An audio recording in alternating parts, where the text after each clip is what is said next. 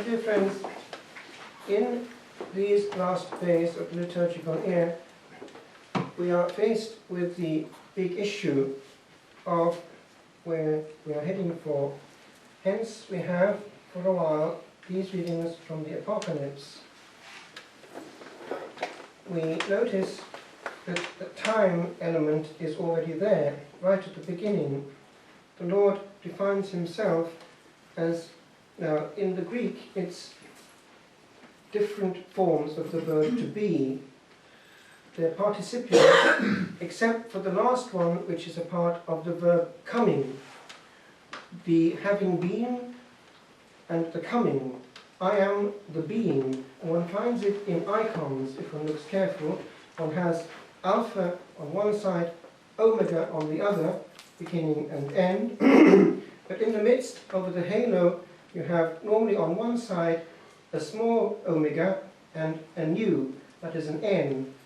And on top, the article, ho, which gives you ho, o, the being, the one who is. And that is the self-definition of God. Christ is appearing as the Son of Man, but essential Godhead, essential being. And he sees him in all his majesty. All the ecstatic language of the Apocalypse is extremely suggestive. And the Eastern friends of ours, in their iconography, are pretty good at captivating it. They're not allowed to present the realistic. It has to be suggestive.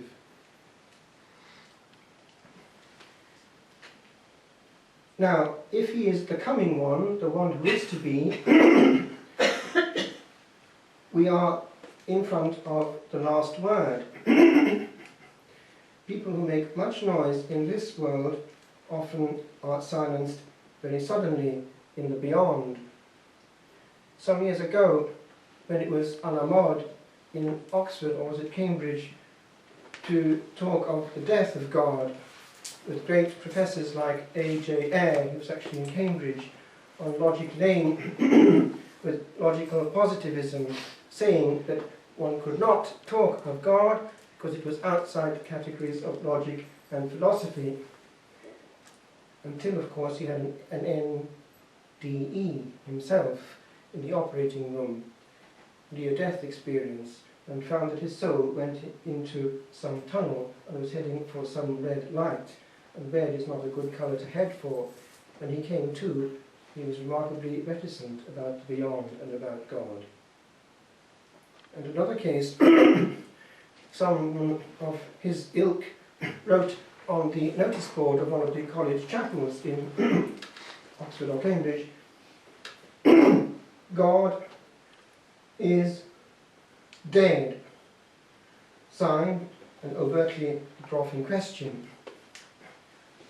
Some years down the line, he got cancer or whatever it was, and petered out. And one quick-witted student went to it and equally cryptically wrote on the same notice board, Professor so-and-so is dead, signed God. The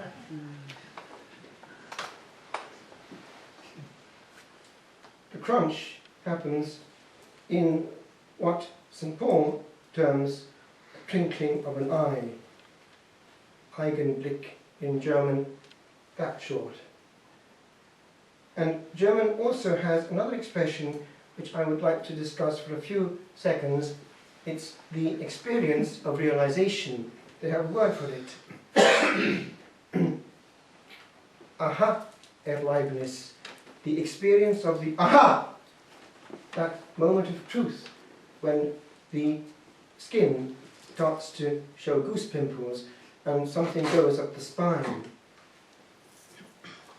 It seems that people had that when, in 1938, they saw the famous red light in the sky.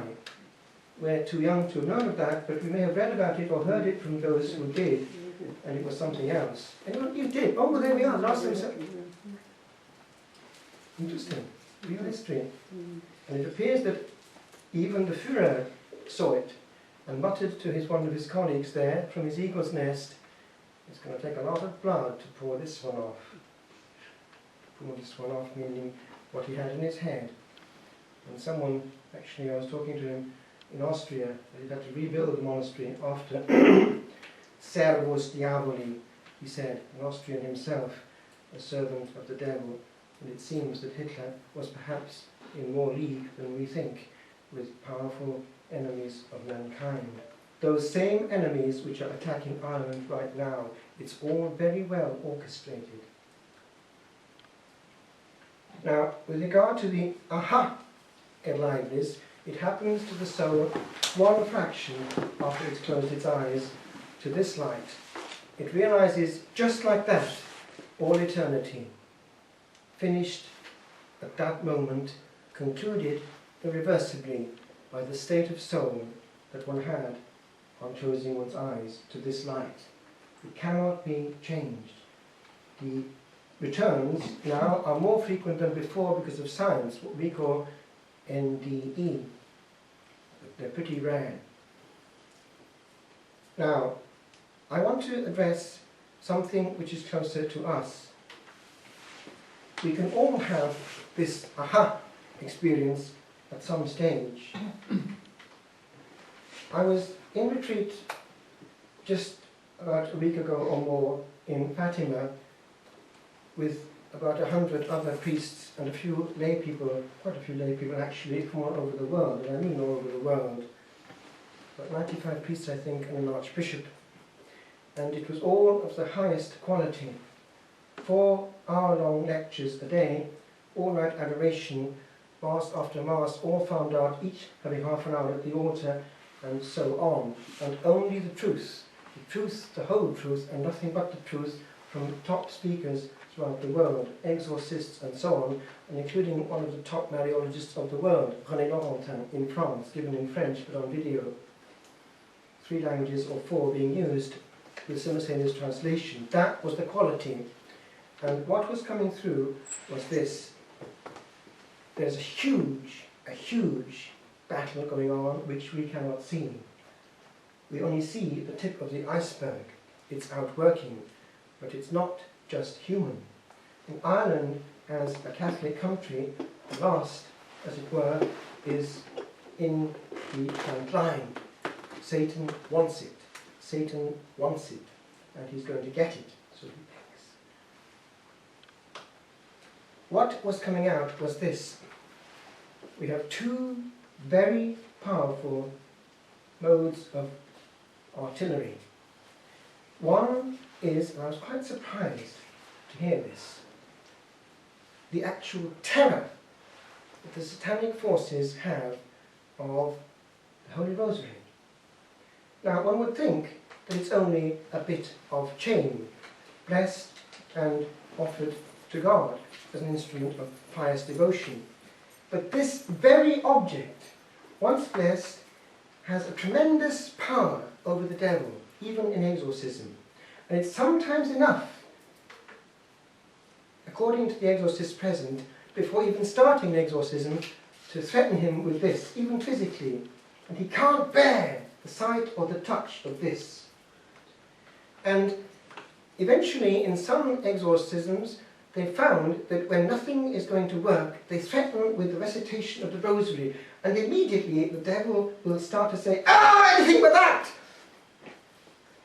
And it would seem also that they have collected bits of testimony of things that have been picked up in long exorcisms, which the devil himself or devils have said about the Rosary.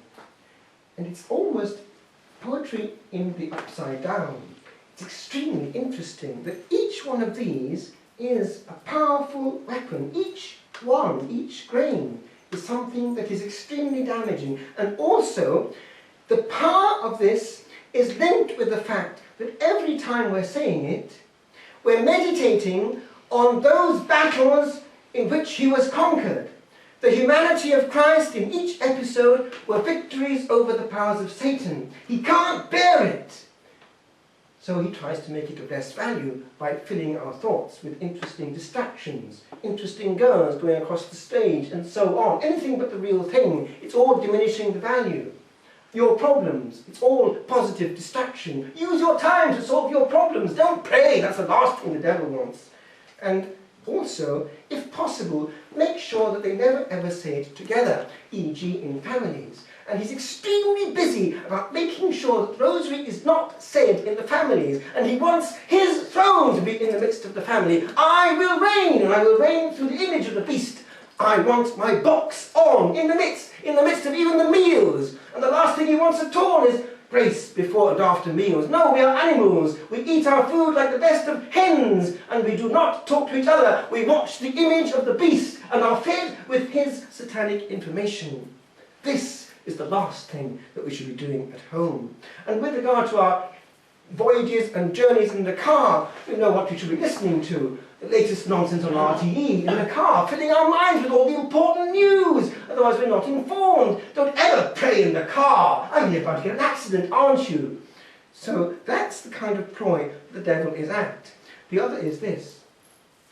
And I was quite surprised, actually, out of this retreat, that a few concrete issues came out which were going to change my life concretely on a daily basis.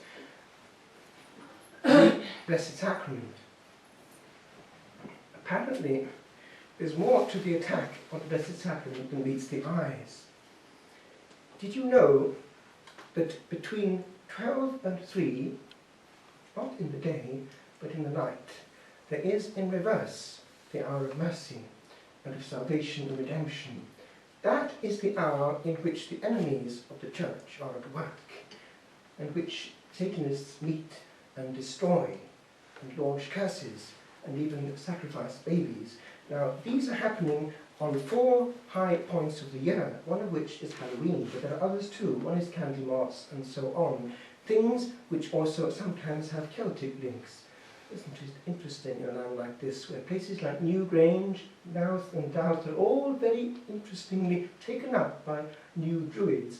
Go to Knockrew down the road, look carefully at the symbols chiselled in the stones of those tombs. What do you find? Satanic symbols. We were up there as novices. Interesting. Recuperated by neo-druids. New Age is a form of Satanism to get you misled. But the Blessed Sacrament is something that he has to have. And there are commands given about the number of hosts that have to be got to them at certain times. And they're extremely well organised. Their ways and means, and we were being warned as priests. The tabernacle key must never be available. It should be actually on your person rather than in the tabernacle available. It's so precious, the tabernacle key. It's actually giving anyone who's half wise access, because they look where you're putting it and don't think they're not doing it in secret. These hosts are disappearing, not all of them so as not to let it on, but they go in discreetly when no one is in church. And we were warned, you should not be leaving your churches unattended. It's inviting, but it doesn't mean of course close them, but be there. In our parish in Cardiff, we used to make sure that when the church was open, it was open in the mornings, that there was someone for an hour, even when it wasn't exposed, to make sure the church was actually guarded. It's a bit of a cop-out to close it. It's playing the devil's game in another way. But we must watch our King and guard him, because they're doing unmentionable things with the Blessed Sacrament. Unmentionable, I won't even begin to mention it. A true Black Mass has to have a fallen Catholic priest, as you know. It has to be one of those who was left. And actually only in Kilnacroft, where I was a novice there, we were getting testimony of this from the offspring of Satanists that were with us there. They'd been converted, but they were saying how all this went on, and they were quite surprised that some people hadn't copped on that a Black Mass, a true one, you can't have a Mass without a priest. They were saying, of course, yes, it has to be a Catholic priest who has left the priesthood. So when a Catholic priest leaves, you will find that he is discreetly approached, either directly or very indirectly. If he wants to, he can come this way. Very few go, fortunately, but a proportion actually does go and get involved. And of course they have huge recompenses, and they're very useful. That is the maximum. And expressions like hocus pocus, which is a mixing up of the words hoc est corpus meum, are all linked with these ancient rituals which are still functioning and have the same effect. But the other stuff, using the Blessed Sacrament without having a Catholic priest there, they've got their own high priest who initiated their own thing, not priests of course, but they've got powers, having sold their souls, and they get immediate power. Magic is an old word which is still very valid, power to do harm. These people have always to have the Blessed Sacrament, and they do their utmost to show their hatred, the hatred of Satan, to God. If you knew what went on with the Blessed Sacrament, you wouldn't sleep for a week. Now, when it came, therefore, to what we have to do to make up for all this, they were suggesting that we be aware of the importance of 12 to 3 at night. That is the time when we can counteract all this. I was talking to somebody the other day. She was a good Catholic, and as herself, she was fasting on a Friday for Our Lady's intentions. And her friend was doing the same, but she presumed it was for the same reason. Not a bit of it. She was part of a satanic cult, and they were fasting for the downfall of priests and so on. That's going on as well, more than one thinks. A very well organised system, and it comes out in exorcism that there's a complete hierarchical order in reverse in the diabolical world. These demons of a lower order have to obey. It's just like the 9 choirs of angels. Satan is the boss, and they all have to obey. Beelzebub and so on, they're all one after the other, the highest levels, but they're commanding. These little ones around us, the equivalent of our guardian angels in reverse, they're hovering around all the time. And the more we're opening the door of the soul to letting in bad messages from the television come in, internet now, bad friends, in mortal sin, getting out bad vibes, blasphemy, bad language, things filling the imagination, it's all stuff cluttering, infesting the air. You do not let just anyone come into your home. And the first thing to go is Satan coming into the goggle box. Beware, be in control, reign over your home and don't abdicate. Blessed Sacrament. We were all, in the concluding Mass, invited to go on our knees and make a promise. We were still in our chasubles after Holy Communion. And one of them was to spend a holy hour every day, if possible before the Blessed Sacrament exposed. And that took me back, of course, to Cenacle, where that used to happen. We had the obligation there of a holy hour every day, and it was exposed a lot of the time, day and night. And it's something which, if one does, changes completely one's day. It makes us at least pause before our King, as we might pause before the king of the underworld. Because a person adoring the television is giving homage to the one who's functioning through it. If you want to watch television, watch EWTN. Or if you want to use internet, go into the Vatican, or some good website which is giving off grace. Hence, the use of internet according to the mind of our Holy Father. If you can't beat them, join them, is more or less what he's saying. Use it as a means of being an agora for the Word of God. Hence the whole work that John is doing to put out the message that we're able to proclaim in the Latin Mass, because people want the truth, and quite often they're not able to get it. So it's there as a modern means of filling that void. The Blessed Sacrament, however, has also another effect when we are close to it. We're close to not the demons, but the ones who can't be too near us at that time. There's a whole company of angels there. When we're close to the Blessed Sacrament, we're in an envelope of angelic wings. And the closest one gets to the tabernacle is the closer also one feels a little something of that. We feel there's a double presence here. I'm in good company. You go to a dark chapel at night on your own before the Blessed Sacrament, close to the monstrance or the tabernacle. You tell me if you don't feel something. And that was something which, when I was still 13, hit me. I was an anti-Catholic evangelical at that time and couldn't bear the Catholic Church. But because I was interested to find out what nonsense they were up to, I walked into one at 11 o'clock on a Sunday morning, and I came out a changed man. Because I couldn't kneel, I knew it was wrong for me as a Protestant to kneel. So I sat throughout, or I actually stood at the wall at the consecration and so on. But I was in this mode of what the Germans call aha, aliveness. There was a moment in which I sensed, ah, that has to be it. Because the whole ethos was so vertical, so other. This is by 1967, 68 it must have been, after the council, but before the changes. The High Mass still in Latin, facing the other way.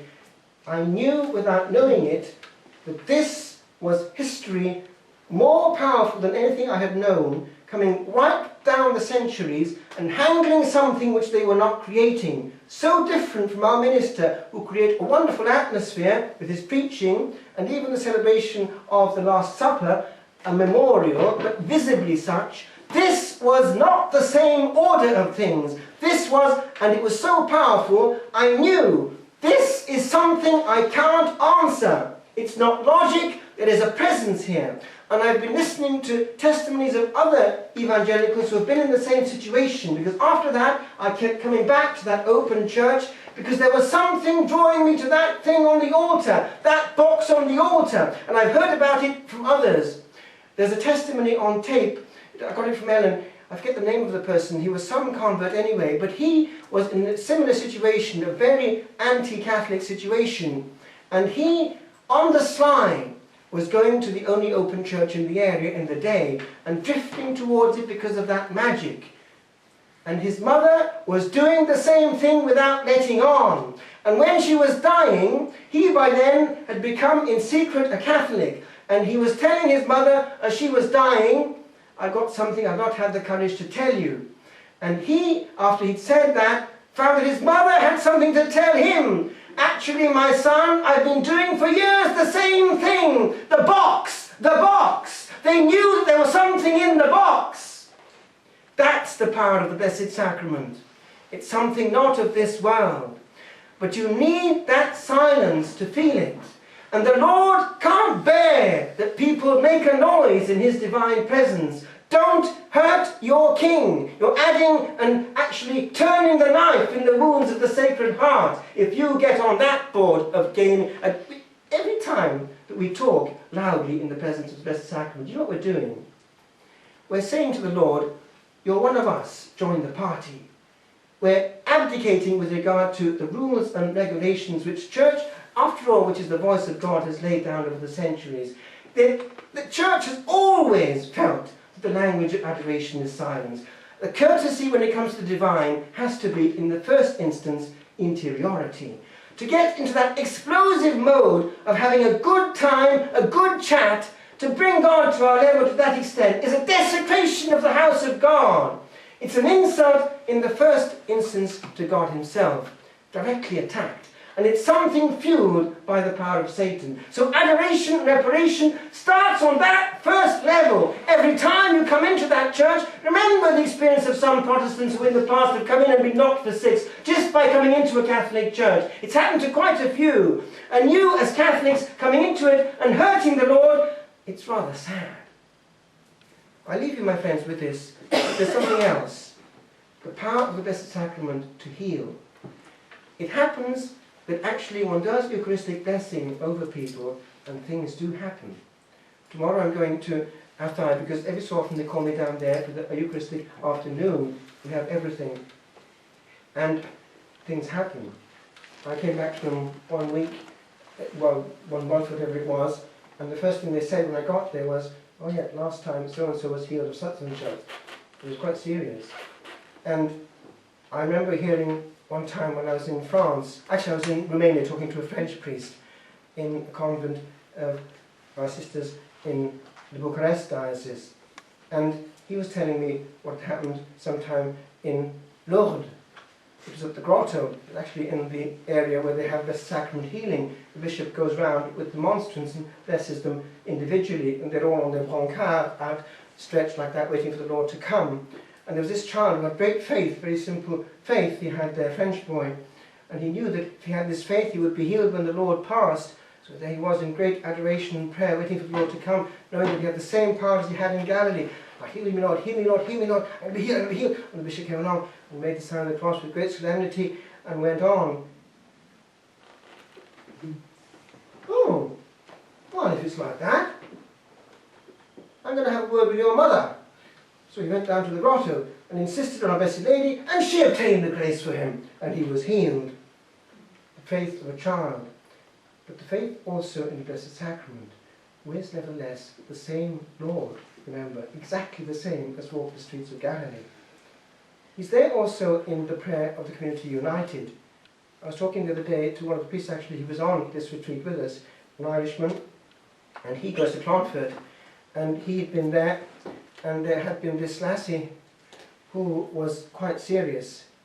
She had a very serious form of cancer. She was in her 30s, about 33 or something, if that.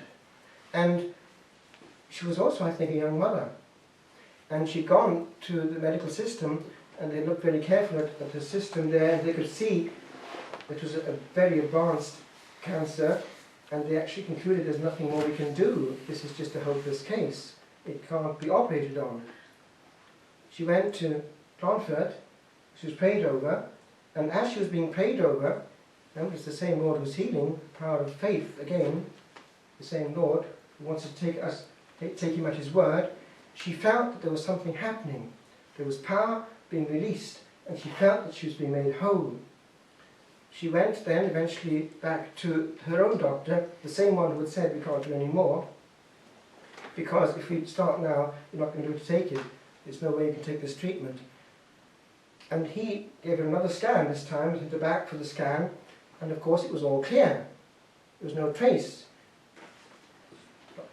There's no explanation. But then he made this decision. Well, now then we can handle it. Now we can treat you for what we couldn't treat you before. So he sent her on for chemotherapy, and now her whole body is riddled with cancer, which had been healed. And now she's in big time trouble, because chemotherapy is the worst of poisons, as you know. It's filling the body with poisons. There was no need for that. The Lord knew better than medicine how to handle that one if we let things well alone. So I finish, my friends, remembering that every time we look at the goggle box, we're looking at virtual reality. My friend John was looking today at virtual reality to find how to direct people to the new church that we'll have eventually for the Latin Mass, Johnstown. Show how to get there on the website. He said it's very difficult to navigate on virtual roads in the cybersphere. And I thought to myself, that's interesting, how many people are actually navigating on virtual roads in the cybersphere all their life, gazing into the beyond, hours on end, on the goggle box and Google box, in this posture. Proportions of their life, of that nature, hours and hours on end, day and night, goggling, googling into virtual reality. And waking up on the other side, 1 second, too late, facing only then, for the first time, reality.